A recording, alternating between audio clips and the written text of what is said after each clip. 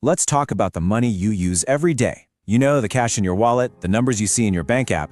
It all seems pretty straightforward, right? Well, it turns out we are at a major crossroads. A totally new third kind of money is quietly being built, and it could completely change our relationship with finance, with our freedom, and with our privacy.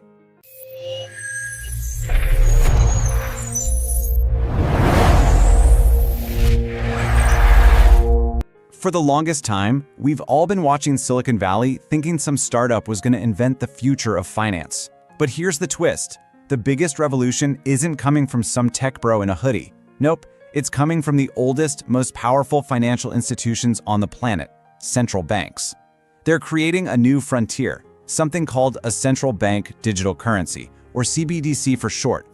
So that leads us right to the million-dollar question. What in the world is a CBDC? Well, at its core, the promise is actually pretty simple. Imagine combining the total safety of the cash in your hand with the crazy speed of a digital payment. That's the idea. Okay, this slide right here, this is where we get to the heart of why this is such a game changer. Think about it. The money in your bank account, it's digital, sure, but it's really an IOU from a private bank. It's got a tiny bit of risk. Physical cash, on the other hand, is a direct IOU from the central bank itself. It's 100% risk-free. A CBDC is the first thing ever to smash these two worlds together. It's digital, like your bank balance, but it's a direct, totally risk-free claim on the central bank. So why now? What is the big promise behind this massive global push that has, like, every government on Earth suddenly paying attention? And I'm not exaggerating. The scale of this thing is honestly staggering. This isn't some weird idea being cooked up in a basement somewhere. As you can see right here, over 90% of the world's central banks are already working on or at least researching their own digital currencies. This is a huge coordinated global shift in how money itself is built. And as this map shows, everybody's taking a different approach. You've got China way out in front. They've already got over 260 million digital wallets for their ECNY. Then you have the pragmatists, like the Bahamas, using their sand dollar to make sure people can get money even after a hurricane. And then you've got the cautious ones, the US and the Eurozone, who are kind of just watching, trying to weigh all the huge potential against some equally huge risks. So, what's fueling this global race? Well, it really boils down to three big promises. First, the idea of building super-fast, modern payment highways to replace the creaky old systems we have now. Second, finally achieving real financial inclusion for the 1.7 billion adults who still don't have a bank account. And third, and this one's a big one, the power of programmable stimulus, which is the ability for a government to just instantly drop relief funds right into your digital wallet during a crisis. But you know how it goes. Every powerful technology has a dark side.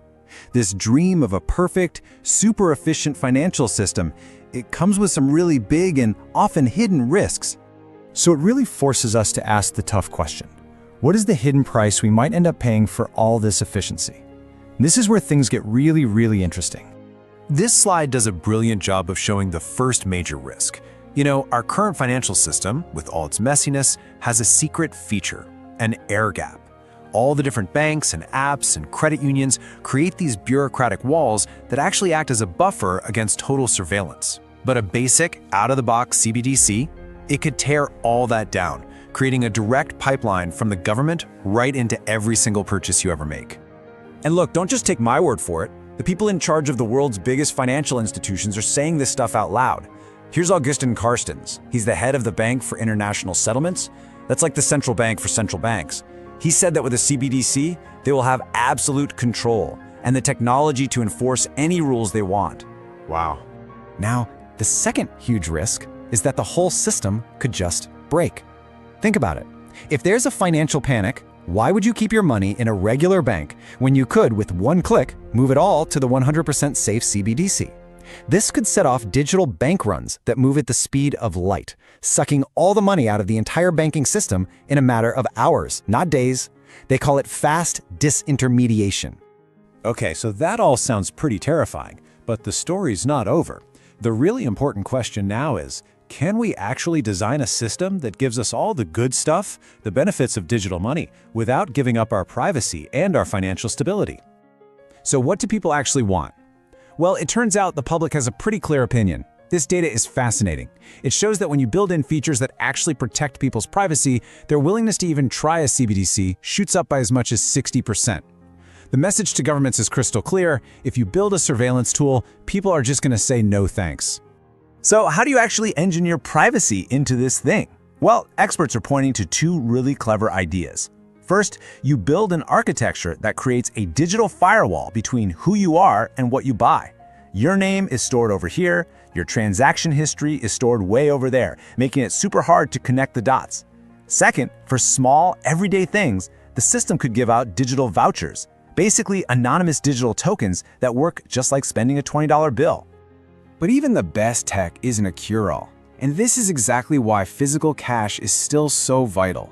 It offers privacy that can't be changed, it has total resilience, it works perfectly when the power's out or there's a cyber attack, and it offers true inclusion for everyone, whether you have a smartphone or not.